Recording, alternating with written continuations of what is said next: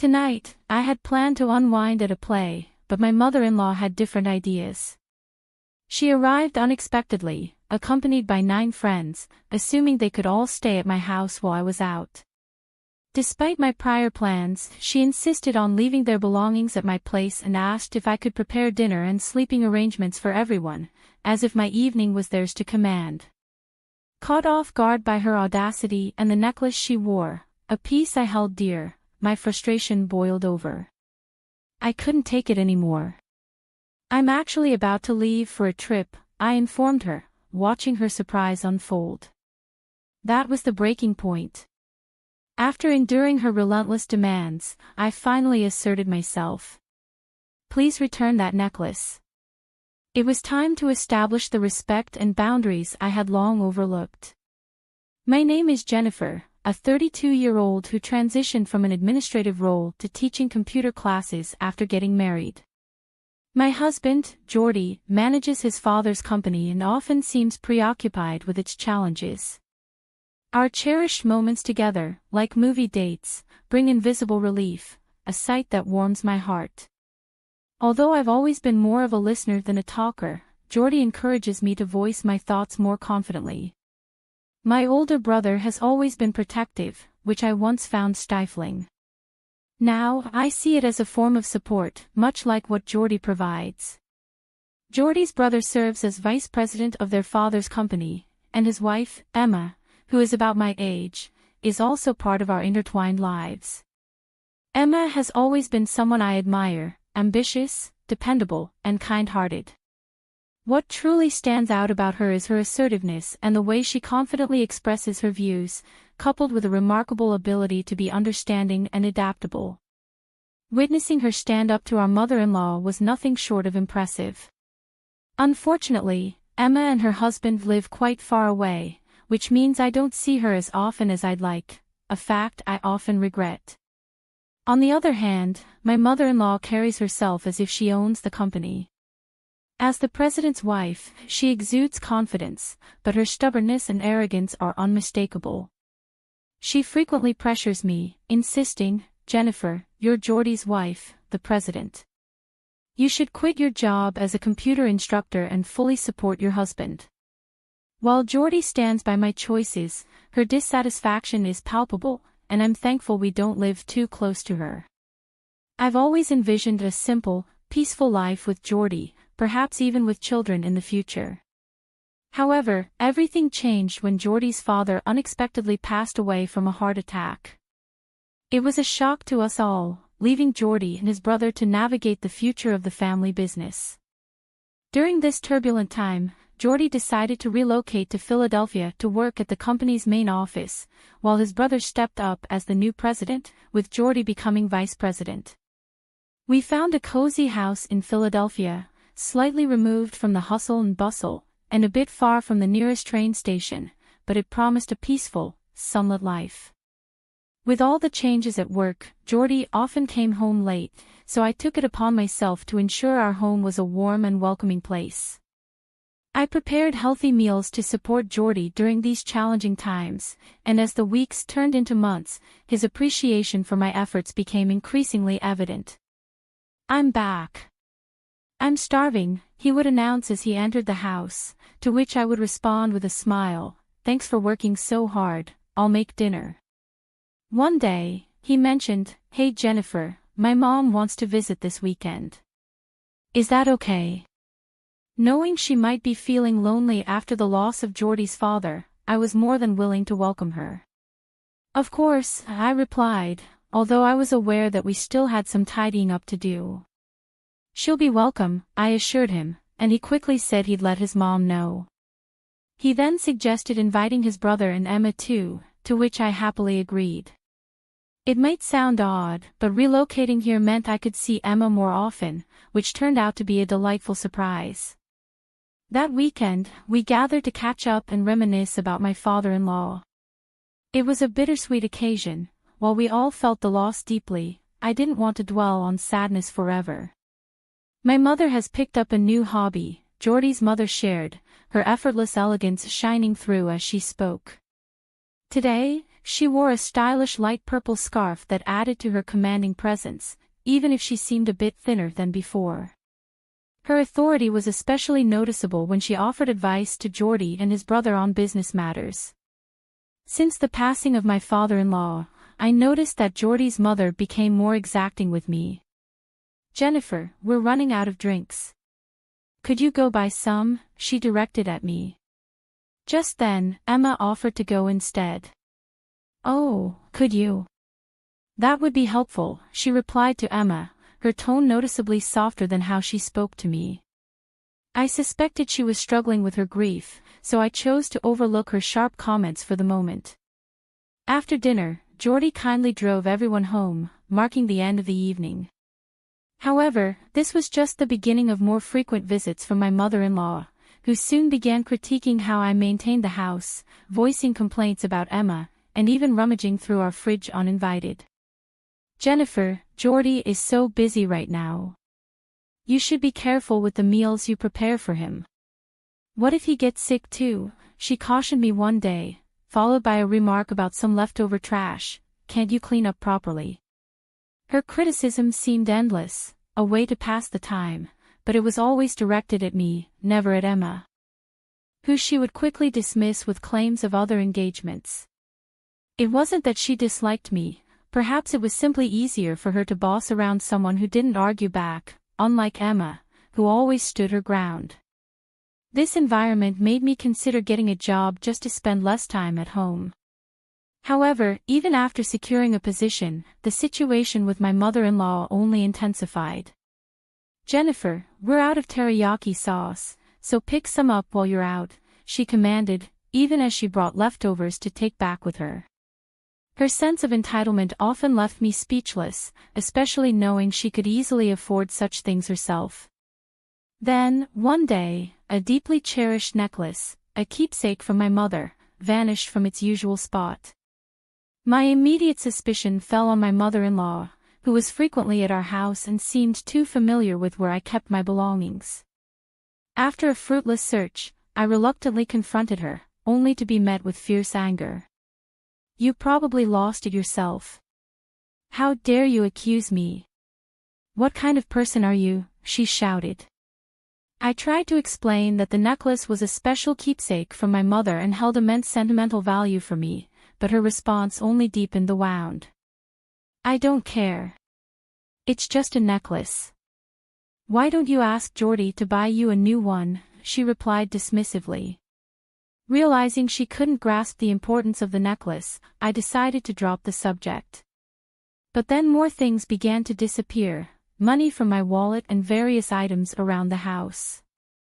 Despite keeping a wary eye on her, I never caught her in the act. Exhausted and confused, I confided in Emma, who agreed that my mother-in-law was the likely culprit, given that no one else had such access to our home. It saddened me to think that way, but without concrete evidence, I felt powerless. Seeing how troubled I was, Emma suggested a getaway. "You need a break, Jennifer. Why not join me for a short vacation?" The idea of stepping away from it all was appealing. I felt drained, and the thought of a little escape was rejuvenating.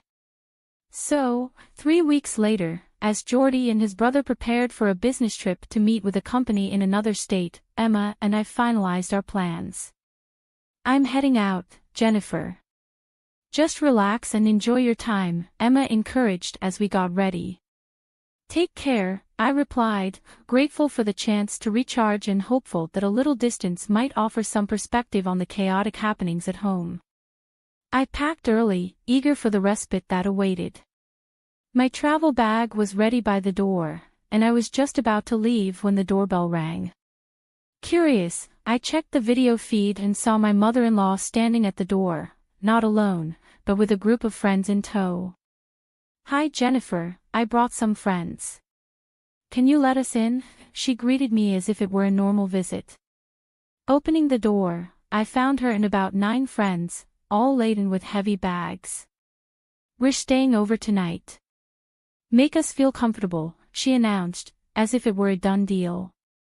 "Didn't I mention? We're going to see a play nearby tonight, and since it ends late, we decided to stay here," she added casually. This was completely unexpected, especially since I was about to leave for my plans when my mother-in-law interrupted.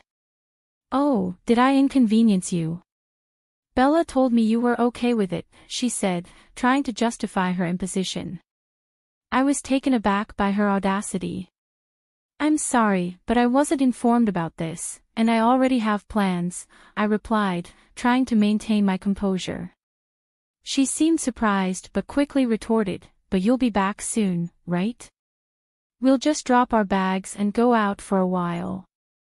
Can you make dinner and set up beds for us?" Ignoring my stated plans, she acted as if everything was already settled. "I can't. I'm going on a trip with Emma." "Oh, just for Emma? You can go anytime.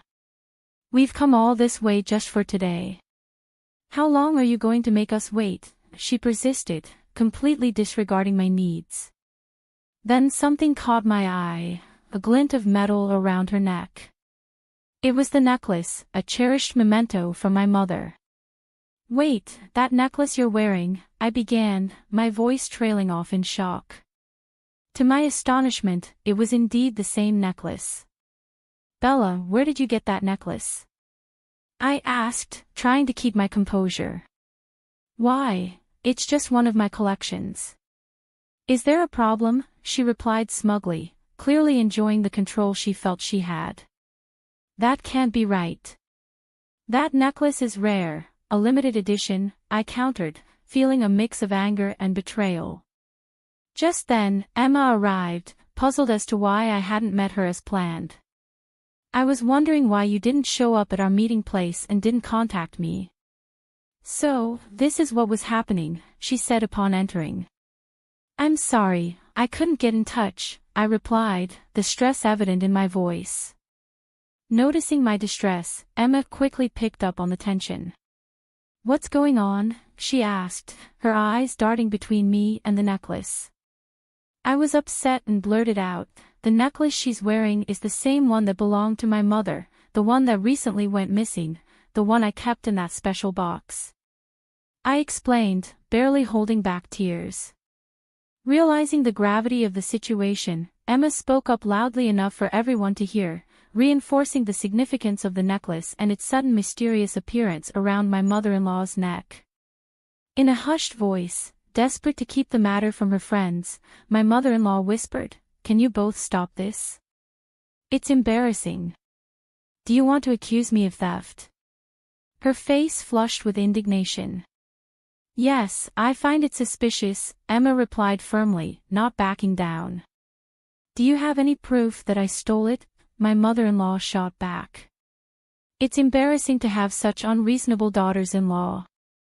Please don't make a scene in front of my friends," she added, turning back to her group with a forced smile. "Well, let's go inside, everyone." She attempted to usher her friends inside when a crucial detail flashed in my mind. "Bella, can I have a look at the necklace, please?" I asked, needing to confirm my suspicion. Emma circled behind her for a closer look. "Enough of this. What's your mother's name?" my mother-in-law snapped, trying to dismiss us. "It's Amanda," I replied. There it was, I spotted the engraving. "The initials AR are right here," I pointed out. Upon seeing the engraving, her friends looked horrified and began distancing themselves. "Stop this. I didn't come here for this. Let's go, everyone," my mother-in-law urged, her tone frantic. "We're not letting you leave," Emma declared firmly, blocking her path. The friends, sensing the growing tension, muttered, "We're not involved," and quickly made their way toward the subway. "There's been some mistake," my mother-in-law stammered, attempting to follow her friends. But she was stopped by an unexpected presence. "What are you doing here? Weren't you supposed to be on a business trip?" Jordy stood there, his arrival surprising everyone. It turned out that his supposed business trip was scheduled for the next day. He had given his mother a false date to see how she would act, a plan devised after Emma informed him about the missing items from our home. Having visited his childhood home and found similar items missing, Jordy had begun to suspect theft. But without concrete evidence, he knew any accusation could easily be denied. "What are you doing here?" Jordy demanded. "I was just leaving," she replied, attempting to escape the situation. "Give it back. That necklace isn't yours, it's a keepsake from my parents." "Why do you have it, Ma?" "I demand an explanation." "It's not what you think. I found it in my purse." "Jennifer must have set me up," she claimed, trying to shift the blame to me, panic evident in her voice. "Do you think such a lie would work? There's no way Jennifer would do something like that." "First, give the necklace back to Jennifer, and we'll talk after that," Jordy insisted. Reluctantly, she removed the necklace and threw it on the ground, then tried to flee. "Hey, wait," we called out, starting to chase her but stopping shortly after. We didn't need to chase her, the truth had already caught up with her. I was bewildered as about 15 police officers stood before my mother-in-law. The scene was surreal, and I struggled to grasp what was unfolding. Then one officer explained, "We received a report from a local resident. They said someone was causing a disturbance here and was often seen entering this house when the owners were away. They asked us to come quickly." "What are you talking about?" "I'm the mother of the son living here," my mother-in-law retorted, clearly annoyed. "Wait, what do you mean she entered when we weren't home?" I questioned, my curiosity piqued. "I never did such a thing," I interjected, trying to clarify that her visits were always while we were present. The police then shared more. "The informant saw her sneaking into your backyard, likely using a spare key to get inside." Indeed, we had a hidden spare key under a plant pot in the backyard. This revelation sent a chill down my spine and suddenly made sense of the missing items. Jordy had suspected something and planned to observe her actions today, but this turn of events was beyond his expectations. "Mom, why were you coming into our house when we weren't home?" Jordy demanded an answer. "It's all lies. Are you going to believe some unknown person's story over me?" she shot back. "But you did have my precious necklace, didn't you?" I pressed her further. "I told you, I found it in my purse," my mother-in-law maintained her story. One officer intervened. "Let's talk about this at the station." "But I didn't do anything," she pleaded. "Mom, stop this. I can't understand why you did this," Jordy said, his tone firm. Hearing her son's words, my mother-in-law seemed momentarily defeated and collapsed to the ground. But just when it appeared she had given up, she burst into a rage. "After your father passed away, I felt so lonely. Seeing her always so cheerful, I couldn't stand it anymore. I wanted her to feel the pain I felt," she confessed, her emotions raw and turbulent. Jordy was visibly shaken by her irrational justification. Sensing the need to address the situation directly, I stepped in front of an increasingly upset Jordy. "Bella, I understand where you're coming from. Perhaps I've been too dismissive of our interactions. However, stealing and causing distress is an entirely different matter. Did you intend to upset me? Is that what you aim for?" I asked. "Don't be ridiculous," she snapped back. "Do you find joy in pushing someone to their limits with such twisted actions? Does it fill the void of your loneliness?" I asked, trying to grasp the depth of her actions. "Shut up. What do you know about me?" she yelled, unwilling to confront the reality of what she had done. "If you're feeling low, you should just tell us. We can't read minds," I attempted to calm her with reason. "Don't mock me. Why would I confide in you, you useless daughter-in-law?" she retorted angrily. "Mom, Jennifer has a point," Jordy chimed in, trying to mediate as the tension escalated. The police, observing the situation deteriorate, intervened and suggested we relocate to the station. "Are you actually going to arrest me?" "I can't believe this," she protested vehemently. However, due to multiple eyewitness reports of her unauthorized entry and the suspicion of theft connected to her possession of my belongings, the police decided to detain her. My mother-in-law was arrested on charges of unlawful entry and theft. Continuing to assert her innocence, she demanded legal representation and refused the meals provided during her visit. Her father expressed disappointment and encouraged her to sincerely contemplate her actions. His stern reprimand prompted her to tearfully apologize, showing a rare moment of submission to his authority, the only one she seemed unwilling to defy. He cautioned her that without genuine introspection, she shouldn't expect a welcoming return home. Reluctantly, she appeared to acknowledge the gravity of her situation.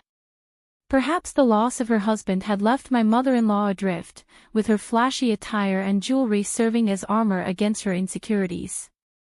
I pondered whether her desperate treatment of me and my sister-in-law was merely a facade to mask her vulnerabilities. Nonetheless, her unchecked desires and poor impulse control were distinct issues, and it was evident that her flawed judgments had led to this unfortunate situation. I was stunned by how quickly things had escalated, especially after discovering that my mother-in-law had been using the spare key to enter our home surreptitiously. The thought of someone intruding into our personal space uninvited was deeply unsettling. Thankfully, our vigilant neighbors across the street, particularly the wife who worked from home, noticed her suspicious behavior and reported it. I am immensely grateful for their brave intervention, which has since allowed us to live more peacefully and ensured our safety. We updated our home security by changing all the locks and stopped placing a spare key outside. Jordy decided it was best to sever ties with his mother, insisting that she refrain from contacting us in the future. He even warned that legal measures would be taken if she attempted to reach out. After her release, she returned to her childhood home in the countryside and surprisingly adopted a simpler way of life, a stark contrast to her previously extravagant lifestyle. Under the watchful eye of her father, she began to contribute to household chores. I genuinely hope this change allows her to contemplate her past actions. In the meantime, my father moved in with us, primarily to safeguard against any unexpected visits from my mother-in-law.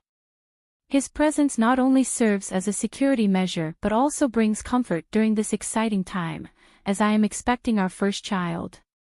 The prospect of becoming grandparents has brought a new level of joy and support from Jordy, enhancing the warmth and resolve in our household. While material things may offer momentary pleasure, it's truly the company of loved ones that enriches our lives. As we settle into our current living situation, surrounded by family, we are dedicated to maintaining the tranquility and joy in our daily lives, cherishing the serene and supportive environment we've cultivated.